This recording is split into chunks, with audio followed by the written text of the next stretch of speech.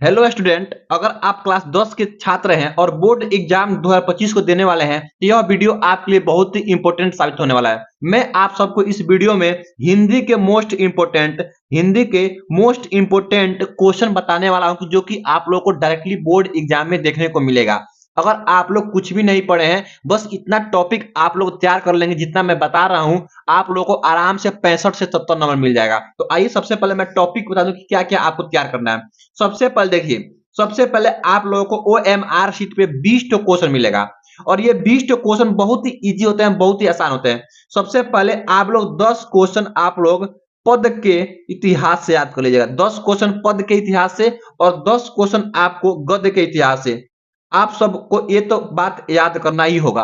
ठीक है, उसके बाद से क्या कीजिए, देखिए यहाँ पे सबसे पहले आप लोग रस पढ़ाया गया होगा। हास्य रस, करुण रस, वीर रस, उसका से संयोग रस, वियोग रस, इस टाइप में आपको रस पढ़ाया गया होगा। तो आप लोगों की रस की परिभाषा नहीं याद करना है, रस का उदाहरण नहीं याद करना है, बस केवल रस की अस्थाई भाव याद करना है। क्योंकि इससे पिछले सालों से उदाहरण पूछ रहा था और इसकी परिभाषा पूछ रहा था, लेकिन अब नहीं पूछता है, केवल आपका अस्थाई भाव पूछता है। देखिए यहाँ पे कह रहा है कि हास्य रस का अस्थाई भाव क्या होता है, तो आपका हास्य होता है।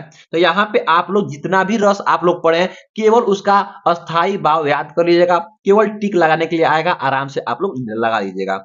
उसके बाद से आप लोग को रोला और सोठा छंद पढ़ाया गया होगा। तो रोला और सोठा में कितनी मात्राएं होती है, 16 होती है कि 24 होती है कि 20 होती है कि 28 होती है, तो ये आप लोग याद कर लीजिएगा। तो रोला और सोठा से आपको 2 नंबर मिल जाएगा।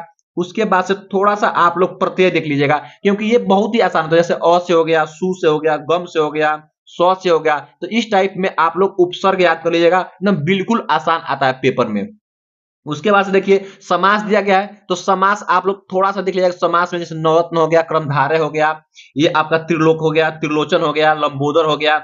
इस टाइप में कि कौन सा समास है, जैसे पूछ दिया नवरत्न, तो नवरत्न क्या है, द्विगु समास है। तो इस तरीके से आप लोग थोड़ा सा समास याद कर लीजिएगा, आप लोगों को पेपर में डायरेक्टली मिलेगा। उसके बाद देखिए यहाँ पे थोड़ा सा अर्थ के आधार पर वाक्य के भेद, तो वाक्य के बारे में जान लीजिए कि वाक्य कितने भेद होते हैं। अर्थ के आधार पर, शब्द के आधार पर, तो ये होता है आपका अर्थ के आधार पर 8 होता है। तो आप लोग ऐसे याद कर लीजिएगा, थोड़ा सा आप लोग हिंट मिल जाएगा, आप लोग पेपर में आराम से लिख लीजिएगा।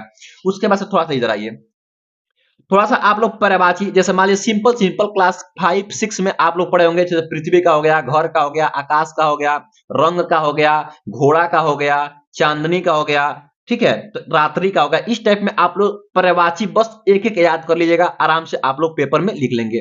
उसके बाद से आता है ओवरात्मक प्रश्न। तो ओवरात्मक प्रश्न में कैसे करना, देखिए मैं आप सबको ट्रिक बता रहा हूं कि अगर आप याद नहीं किए हैं, बस आप लोग चैप्टर नंबर पहला यानी गद्य खंड का पहला मित्रता दिया गया है, जो कि रामचंद्र शुक्ल के द्वारा लिखा गया है। ये आप लोग बस थोड़ा सा देख लीजिएगा, आराम से आप लिख लेंगे। कुछ याद नहीं करना है, बस उसमें आपको संदर्भ लिखना होता है, रेखांकित अंशों की व्याख्या करना होता है और एक क्वेश्चन दिया रहेगा। देखिए देखिए, यह है, कुसंग का ज्वर सबसे भयानक होता है, यह केवल नीति और समृद्धि का ही नाश नहीं करता बल्कि बुद्धि का भी क्षय करता है। तो ये आपका पहला ही चैप्टर है और हर साल यकीन मानिए, ये हर साल पहला चैप्टर से एक गद्यांश आता ही आता है। मित्रता बहुत ही इंपॉर्टेंट चैप्टर है, आप लोग यहां से पढ़ लीजिएगा, 100% आप लोग लिख के आएंगे।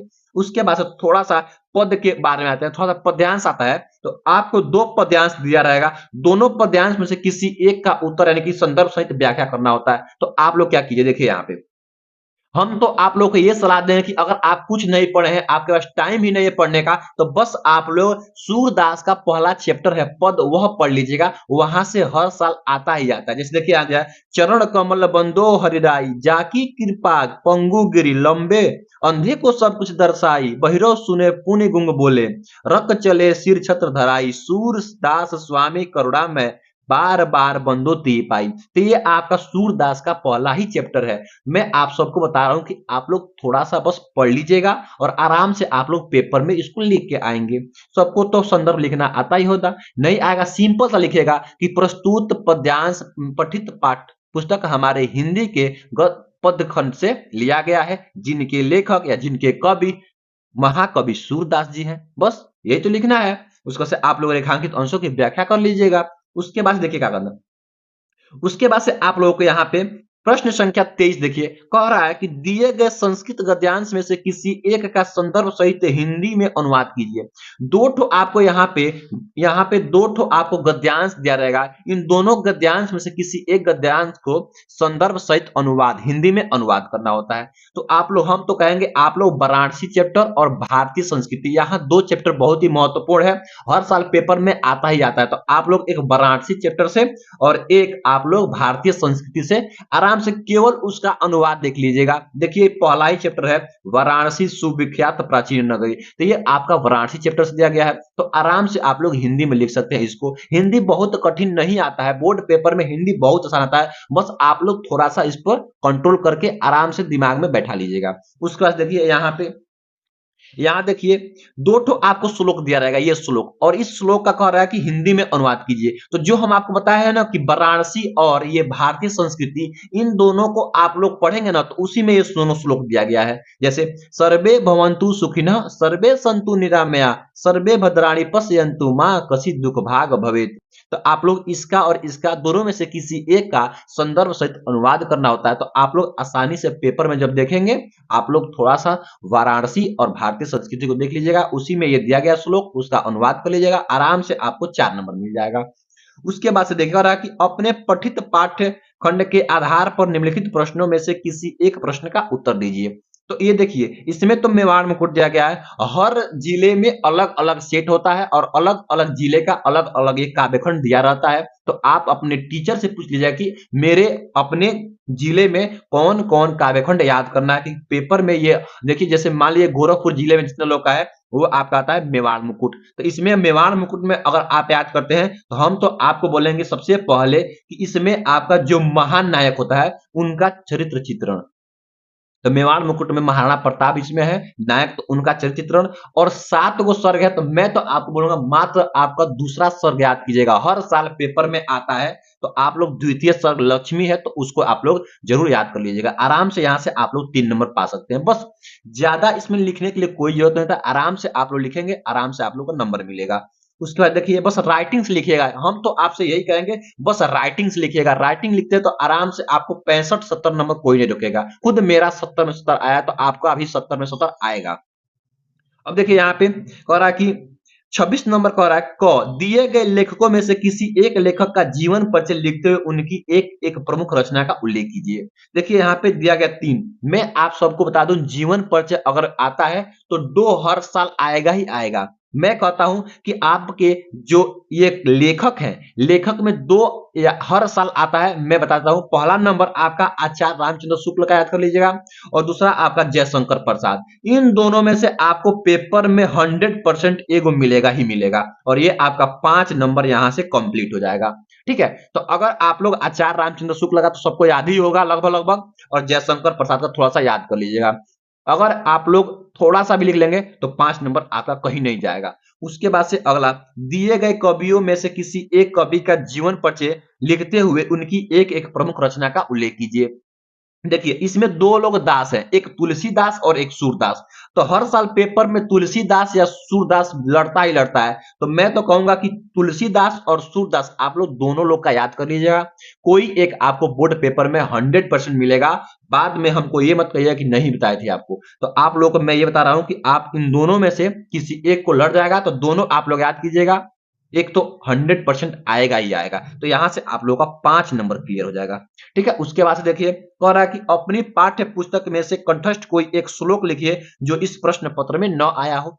आसानी से आप लोग लिख सकते हैं, कोई भी एक श्लोक 2 लाइन का याद कर लीजिएगा, आपको आराम से 2 नंबर मिल जाएगा। तो कोई श्लोक याद कर लीजिए, जैसे मान लीजिए सर्वे भवन्तु सुखिनः सर्वे सन्तु निरामया सर्वे भद्राणि पश्यन्तु मा कश्चित् दुःख भाग् भवेत्, या बंधम मरणम वापि जयो वापि पराजय उभयत्र समो वीर वीर भावे ही वीरता। कोई एक आप लोग याद कीजिएगा और आराम से आपको 2 नंबर मिल जाएगा। उसके बाद देखिए, उसके बाद से 28 नंबर का निम्नलिखित में से किन्हीं 2 प्रश्नों का उत्तर संस्कृत में दीजिए। आपको 4 ठो प्रश्न दिया रहेगा और 4 में से आपको 2 करना रहेगा। ठीक है, जैसे मान लीजिए यहाँ पूछा है कि भारतीय संस्कृति मूल किम आसित, बोले है ना कि भारतीय संस्कृति आप लोग पढ़ लीजिएगा, वहां से 100% क्वेश्चन आता ही आता है।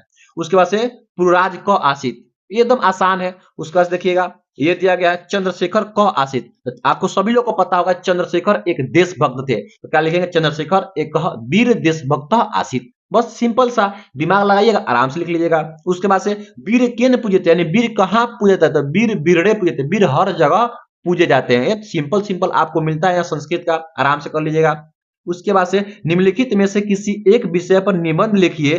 जैसे मान लीजिए जनसंख्या हो गया, तो मैं तो आपको यहाँ पे दो ठोता हूँ। देखिए जनसंख्या पर निबंध लिखने के लिए दो ठो मैं आपको रिकमेंड कर रहा हूं कि हर साल पेपर में आता ही आता है और इस साल भी आएगा। पहला नंबर आप लोग बेरोजगारी पे कर लीजिएगा, बेरोजगारी, बेरोजगारी पे कर लीजिएगा। और उसके बाद से दूसरा नंबर आप लोग कर लीजिएगा जनसंख्या पे, जनसंख्या पे, जनसंख्या पे कर लीजिएगा, ठीक है, जनसंख्या। तो दो आपको, ये आपका 7 नंबर का है। 100% आप लोग दोनों में से किसी एक लड़ जाएगा। बस आपको केवल याद नहीं करना है, केवल देख के जाना है और जाकर के आप लोग लिख दीजिएगा, ठीक है। तो आप लोगों को ये निबंध आराम से 7 नंबर मिल जाएगा। बस आप लोग राइटिंग से लिखिएगा। मैं आप लोगों को हिंदी में राइटिंग के लिए विशेष ध्यान दे रहा हूं, क्योंकि हिंदी में राइटिंग पर ही नंबर मिलता है। अगर आप कितना भी अच्छे लिखे रहेंगे, राइटिंग नहीं तो नंबर नहीं मिलेगा। आप थोड़ा खराब लिखेंगे लेकिन राइटिंग रहेगा तो आपका नंबर भरपूर मिलता है, ठीक है। उसके बाद देखिए यहाँ पे 30 नंबर, अपनी विशेष रुचियों का उल्लेख करते हुए अपने मित्र को एक पत्र लिखिए। आप लोगों को तो पत्र लिखना आता ही होगा, पत्र आराम से लिख लेंगे। अगर नहीं आता है तो आप लोग कमेंट कर दीजिएगा, मैं आप सबको पत्र लिखने की एकदम आसान ट्रिक बता दूंगा, ठीक है। उसके बाद से उसी में से किसी ये लिखना है या ये लिखना है, तो आप लोगों को यहाँ पे 4 नंबर मिल जाएगा। तो आई होप, मैं आशा करता हूँ कि आप लोग ऐसे ही लिखेंगे। तो इस तरीके से अगर आप लोग बोर्ड एग्जाम में पेपर में लिख करके आएंगे तो एक भी नंबर नहीं कटेगा।